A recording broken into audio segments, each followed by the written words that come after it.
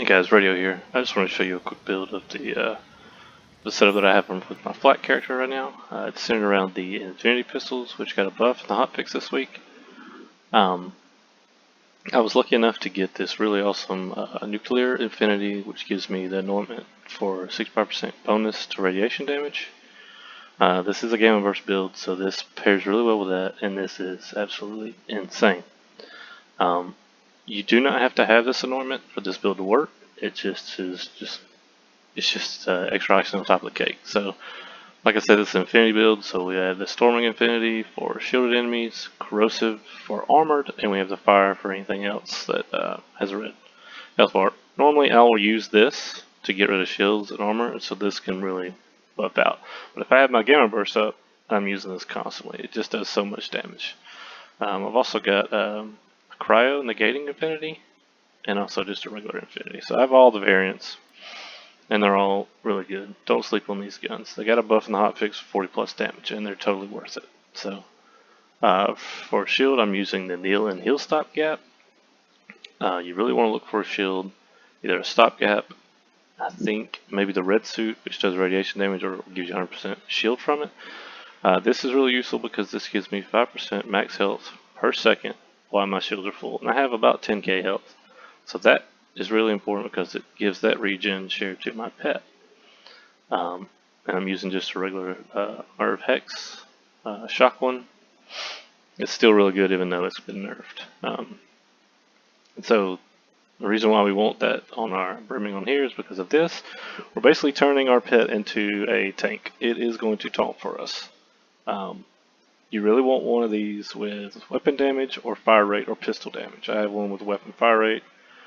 Since the damage on the Infinities isn't all that great, 396, this will buff my fire rate, which means I can fire quicker, which gives me more damage.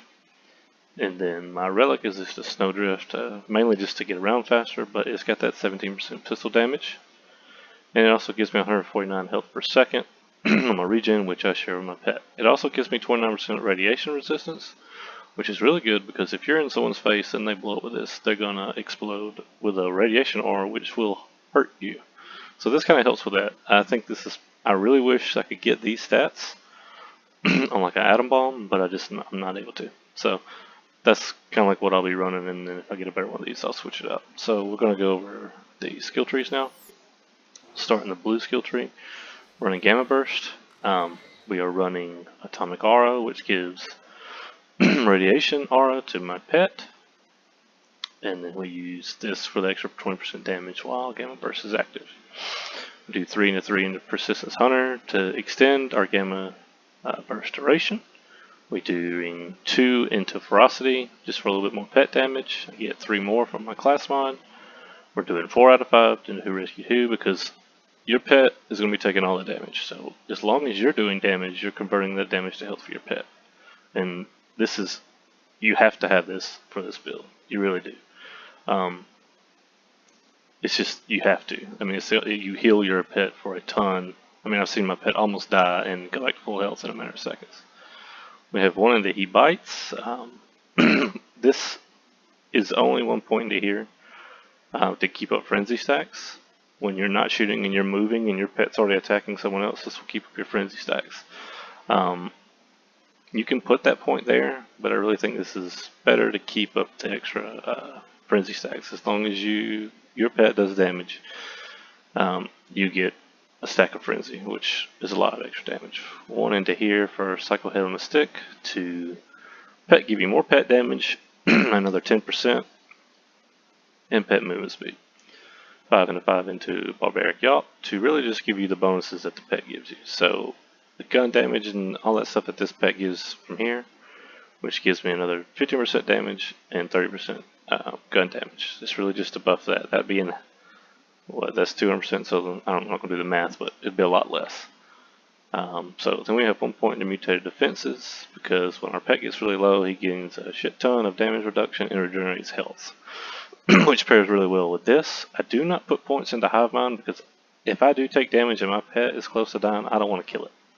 I also don't put points into Shared Spirit, because it kind of does the same thing, and I don't want to hurt my pet. I want my pet to stay alive as much as possible and to help me. And I have 3 and 3 into pack tactics for more pet damage and for max health for me and my pet. So let's go. I don't have any points into this tree. This is more of a tank and stand in the shadows and do damage. So we have 5 into 5 self-repairing system, which will give me and my pet more health and shares my health duration of 1.5% healing to my pet.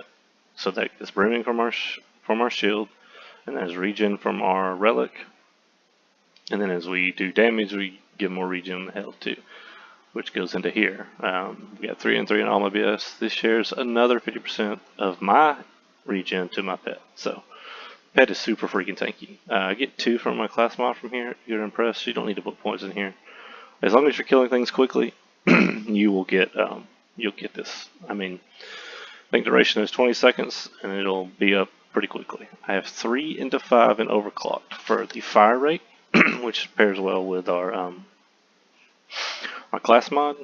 Getting more damage out of our infinities. Since the damage is kind of low, we want those to fire quicker. That's how we get more damage. 1 into 1 and to lick the wounds, because if you go down, your pet will immediately come and try to save you.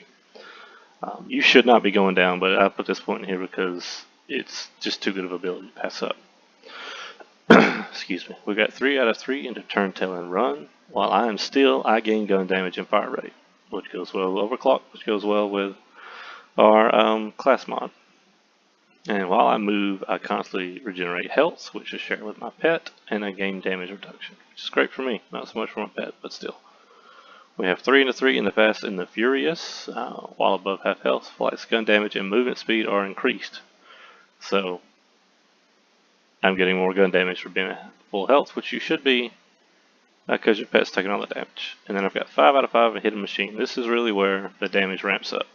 Your pet is taunting everything, so you are not taking any aggro. So when you're not being targeted, or it's attacking a different target, like if you're playing co-op, you get 30% plus damage, flat damage. All your damage is amped by 30%, which is insane. That's great. That really is great. I really think you should take 5 out of 5 in this. It really makes a difference. Yeah, that's the skill trees. I'll leave it here for a second so you can take a look. This is only 2 into this, and there are no points into this, so that's the difference in the class mod. So that's the setup. This is great for Mayhem 3. I've done Mayhem 3 on Slaughter Shaft. I've done Proving Grounds. I've done pretty much everything in the game, the hardest content in the game on Mayhem 3 with this setup. Do not sleep on these. They are great. They were good before the hotfix, and they're even better now. They all got great damage. I would suggest running a nuclear one with this build, only because you're doing a lot of radiation damage anyway with Gamma Burst. I think it just synergizes well, but it's not necessary to have the Gamma Burst active. You could, if you don't have these infinities, you could run a Maggie. Try to get weapons that have this Gamma Burst anointment. Shredder Fires are great too. I wish I had one with this anointment, but I don't. Flakker's great for mobbing, and the Devastator is great too. I love this gun. I love this gun. If I didn't have this gun, I'd be running the Devastator. It's like a mini Flakker. Since the Flakker got nerfed, rest in peace. For bossing, I have a pretty nice Molten Vicious Luda. So I just replaced that with this here, and that's what I use for bosses. Transformer's a great shield if you don't have a stopgap. With Brimming, this is a quest reward from Athenas. It's the Holy Spirit side quest. Make sure you do the optional objectives. And this gives you health. And it gives you Brimming too. It's not listed on the shield, but it gives you the same status. 5% max health per second while shields are full, as 5% max health per second when shields are full. So it's a good alternative. It's just got a low capacity, but it really shouldn't matter because you're going to be your pet's going to be taking the damage. You can use a Stormfront.